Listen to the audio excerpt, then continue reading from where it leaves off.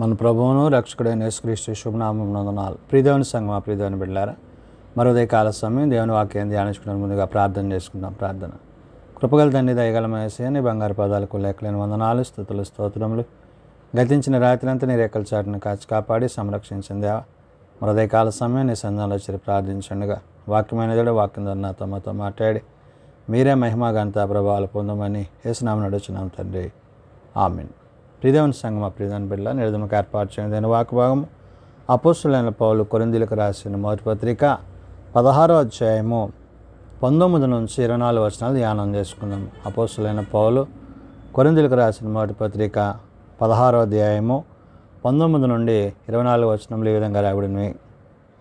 ఆసియాలోని సంఘముల వారు మీకు వందనములు చెప్పుచున్నారు. అకుల్లా, ప్రిస్కిల్లా అనువారును వారి ఇంటనున్న సంఘమును ప్రభునందు మీకు అనేక వందనములు చెప్పుచున్నారు. పౌలు కొరింథీ సంఘానికి పత్రిక రాస్తూ కొరింథీలో ఉండే సంఘ విశ్వాసులను, సంఘాన్ని, పరిశుద్ధులను ప్రభువును బట్టి, ప్రభు పనుని బట్టి, అక్కడ ప్రత్యేకింపబడి ఆయన పరిచర్యలో పాలుభాగస్తున్న బిడ్డలను బట్టి తాను ఈ పత్రిక ప్రారంభం నుంచి అనేకమైన విషయాలు చెప్పుకొచ్చాడు. అంటే తాను క్రీస్తుతో ఏ విధంగా ప్రయాణమవుతున్నాడో ఆ ప్రయాణంలో భాగంగా కొరింథీలో ఉండే సంఘం కూడా దేవుని యందు అటువంటి విశ్వాసములో కొనసాగవలసి ఉన్నది. క్రీస్తుకు సాక్షులుగా మీరుండండి. ఎలాగా ఇక్కడ చెప్తున్నమాట, ఆసియాలో ఉండే సంఘముల వారికి అంటే వందనాలు చెప్తున్నానండి. ఆసియాలో ఉండే సంఘాలన్నిటికీ దేవుని మాటగా, దేవుని ఉద్దేశముగా ప్రభు పక్షాన తాను తన ఒక రిప్రజెంటేషన్ ఇస్తున్నాడు. అంటే దేవుని పని తాను జరిగిస్తూ దేవుని పనిలో తాను ఏమై ఉన్నాడో, తాను చేయుచున్న పని అంతటిలో క్రీస్తు యొక్క ఉద్దేశాలను ఇతరులకు తెలియజేసి వారిని విశ్వాసములోనికి నడిపించడము, వారిని బలపరచడము, వారిని దేవుని యొక్క రాజ్యానికి వారసులు చేయడము. ప్రభు ఎలాగైతే పునరుత్థానుడై తిరిగి లేచి తండ్రి యొద్ద కుడిపార్శ్వన కూర్చున్నాడో ఆ కుడిపార్శ్వన ఉన్న కుమారుని యందు మనమందరం విశ్వసించిన ఎడల ఆయన మరలా వచ్చి మనకిచ్చే ఆ యొక్క నిత్య జీవం కొరకు ఇక అనేకమైన విషయాలను పౌలు చెప్తున్నాడు. అందుకనే సంఘానికి వందనాలు అంటున్నాడు. అంటే కొరింథీలో ఉండే సంఘానికి, ఆ సంఘంలో ఉండే ప్రతి వారికి ప్రత్యేకమైన కృతజ్ఞత తాను తెలియజేస్తూ ఈ పత్రికతో అంటున్నాడు, ఆసియాలోని సంఘముల వారు మీకు వందనములు చెప్పుచున్నారు అంటున్నాడు. కొరింథీలో ఉండే సంఘానికి, ఆసియాలో ఉండే సంఘస్థులు, సంఘ బిడ్డలు వీరందరూ కూడా వారి ప్రేమను వ్యక్తపరుస్తున్నారు. అది ప్రభువును బట్టి, ప్రభు యొక్క కార్యాన్ని బట్టి అనే విషయాన్ని చెప్తూ అకుల్లా, ప్రిస్కిల్లా అనువారును వారి ఇంటనున్న సంఘమును ప్రభువునందు మీకు అనేక వందనములు చెప్పుచున్నారు అంటున్నాడు.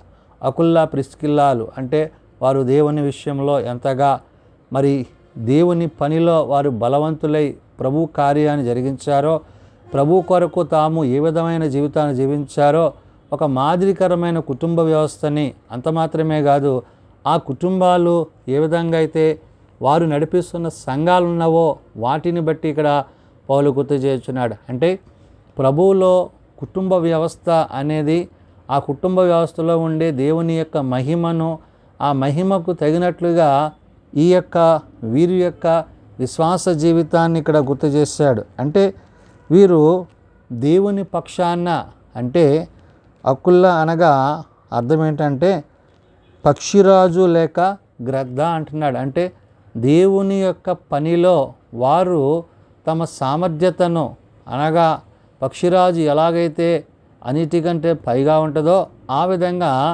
ఈ యొక్క అకుల్లా అనబడే నామకరణానికి ఇక్కడ మనకి ఫుట్నోట్లు ఇవ్వబడిన మాట పక్షిరాజు లేక గ్రద్ద అంటున్నాడు. అంటే ఏంటి? ఉన్నతమైన స్థితిలోనికి, ఉన్నతమైన స్థానాలకి దేవుని యొక్క ఉద్దేశాలను తెలియజేసేవారిగా, నడిపించేవారిగా ఉన్నారు. రెండోది ప్రిస్కిల్లా అనగా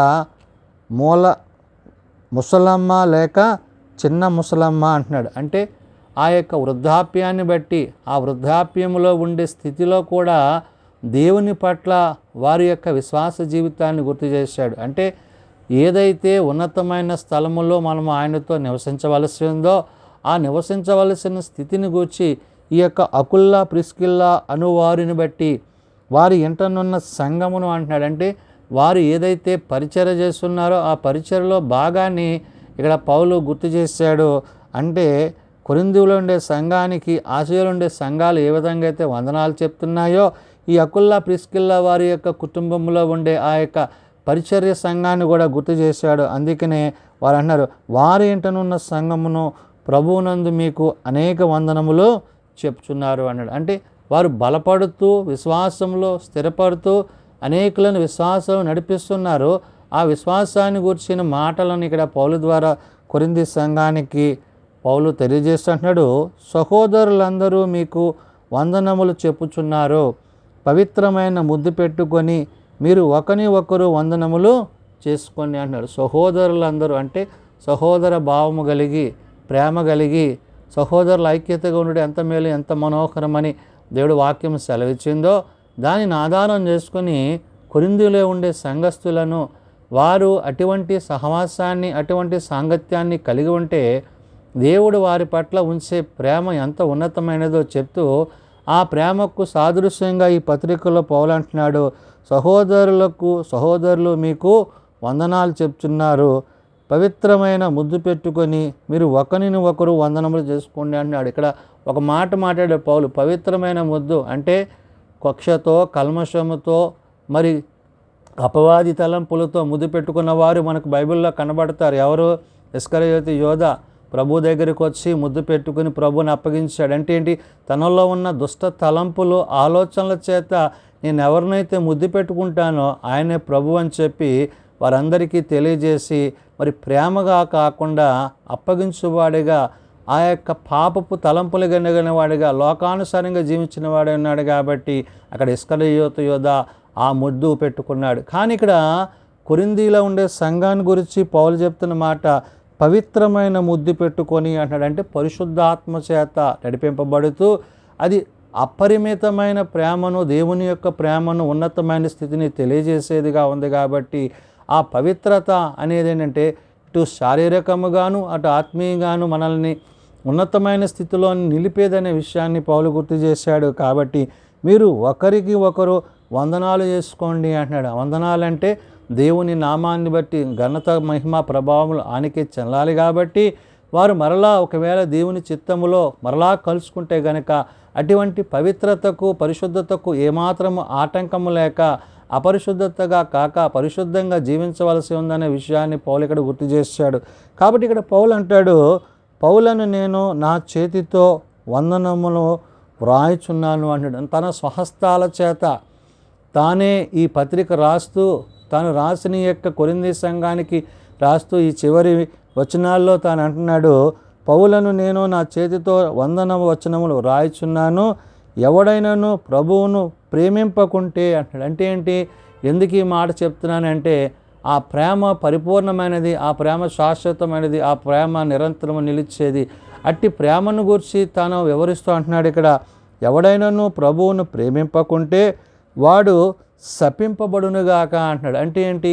దేవునికి దూరస్తుడై దేవుని చిత్తాన్ని కాక దేవుని ఉద్దేశాన్ని కాక దేవుని ఆలోచన కాక దేవుని యొక్క మాటలను వ్యర్థపరిచిన వాడై ఉంటున్నాడు. అటువంటి స్థితి ఉన్నది అనే విషయాన్ని ఇక్కడ గుర్తు చేశాడు. అందుకనే ఎవడైనాను ప్రభువును ప్రేమింపకుంటే వాడు శపింపబడునుగాక, ప్రభువు వచ్చుచున్నాడు అంటాడు. అంటే ప్రభు యొక్క రెండవ రాకడను గుర్తు చేస్తూ ఆయన మొదటి రాకడల్లో మరి బాలుడై వచ్చాడు. ఆయన రెండవ రాకడలో ఇప్పుడు ఆయన కొదమ సింహం వలె గర్జించు సింహం వలె ఆయన రాబోతున్నాడు.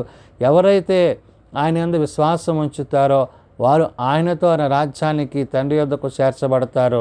అంటే తీర్పు తీర్చబోతున్న తండ్రిని బట్టి ఆయన కుమారుడైన క్రీస్తు రాబోతున్న విషయాన్ని ఇక్కడ ప్రభువు గూర్చి పౌలు చెప్తున్నాడు.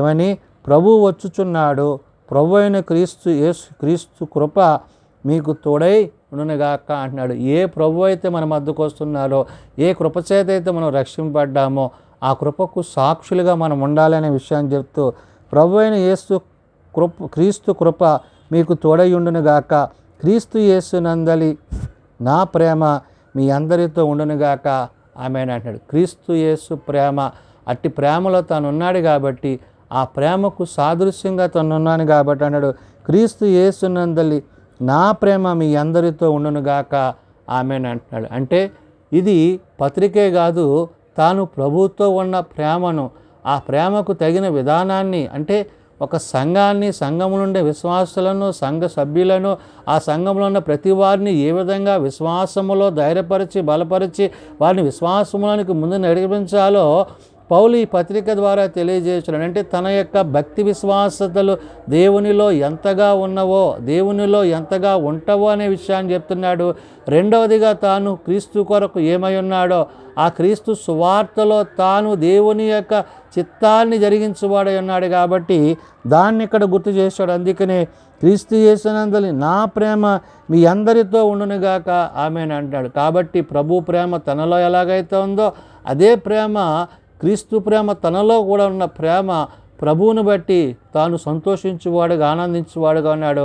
అదే ప్రేమ మీ అందరిలో కూడా ఉండాలి అంటాడు. అంటే ప్రేమ లేనివాడు నావాడు కాదని ప్రభు సెలవిచ్చాడు కాబట్టి ప్రభు ప్రేమ చేత, ప్రభు ప్రేమ యందు నిలిచిన వాడై ఉన్న పౌలు ఈ కొరింథీ సంఘానికి పత్రిక రాస్తూ ఈ చివరి మాటలు ఈ విధంగా చెప్తూ సంఘమునకు వందనాలు చెప్తున్నాడు. అంటే సంఘమును బలపరచడము, సంఘమును స్థిరపరచడము, సంఘం అనగా సిద్ధపడిన వధువు సంఘము.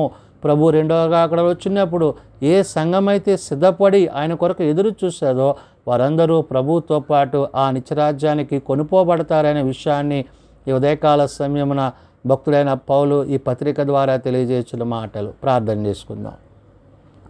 శాశ్వతమైన ప్రేమతో ప్రేమిస్తూ విడవక ఎడబాయక కృప చూపుచున్న తండ్రి, నిజమైన ఆయన కొరింథీలో ఉండే సంఘాన్ని, సంఘ విశ్వాసులను, అక్కడి పరిస్థితులను నాయన అనేక మందిని ప్రభువా నీతిమంతులుగా చేయుటకు, పరిశుద్ధులుగా చేయుటకు, పవిత్రులుగా చేయుటకు పౌలు తన యొక్క ప్రయత్నం అంతయు నాయన ఆత్మ నడిపింపును బట్టి వందనాలు. నిజమైన ఆయన ప్రతి వారికి పేరు పేరున్న అకుల్లా ప్రిస్కిల్లానైతేనేమి, సంఘమైతేనేమి, సంఘములను అయితేనేమి, ఆసియాలో ఉండే సంఘాలన్నీ వందనాలు చెప్పడం అయితేనేమి, ఇవన్నీ కూడా గుర్తు చేయడంలో ఉద్దేశం ఏంటంటే ప్రభు తిరిగి వచ్చేటప్పటికి అందరమును ఏకతాటి కలిగి, ఏకాత్మ కలిగి, ఏకహృదయం కలిగి దేవుని యొక్క రాజ్యము కొరకు ఎదురు చూచేవారిగా ఉండాలి. ఎందుకంటే ప్రభు రెండవ రాకడ సమీపమే ఉన్నది కాబట్టి జరుగుతున్న పరిస్థితులన్నిటిని బట్టి మనము ఆత్మీయంగా స్థిరపరచబడి, దేవునిలో బలపరచబడి, కృప వెంబడి కృపచేత నింపబడినప్పుడు దేవుడు తన కృపయందు మనల్ని పెప్పారు చేసి ఆయన రానయున్న విధానములో ప్రభువా వరుడై ఉన్న క్రీస్తుని బట్టి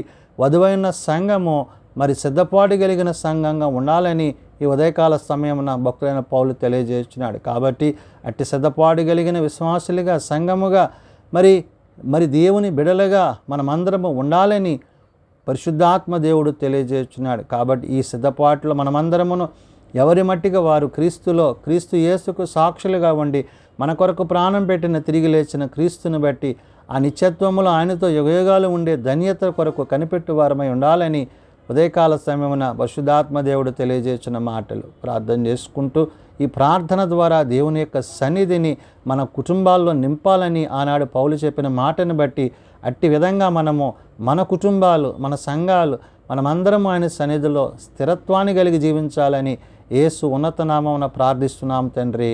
ఆమెన్. పరలోకమందున్న మా తండ్రి, నీ నామం పరిశుద్ధపరచబడుగాక, నీ రాజ్యం వచ్చుగాక, నీ చిత్తం పరలోకమందు నెరవేర్చినట్లు భూమి మీద నెరవేరుగాక. మా అనుదిన ఆహారం నేడు మాకు దయచేయము. మేడల అపరాధం చేసిన వారిని మేము క్షమించున్న ప్రకారం మా అపరాధములను క్షమించుము. శోధనలు తేక దుష్టులను తప్పించుము. రాజ్యము, శక్తి, మహిమ నిరంతరము నీవే ఎన్నవు తండ్రి. ఆమెన్. మన తండ్రి అయిన దేవుని ప్రేమ, ప్రభు అయిన యేసుక్రీస్తు కృప, పరిశుద్ధాత్మ నిత్య సహాయము నిరంతరము సదా తోడైండి సంరక్షించునుగాక. ఆమెన్.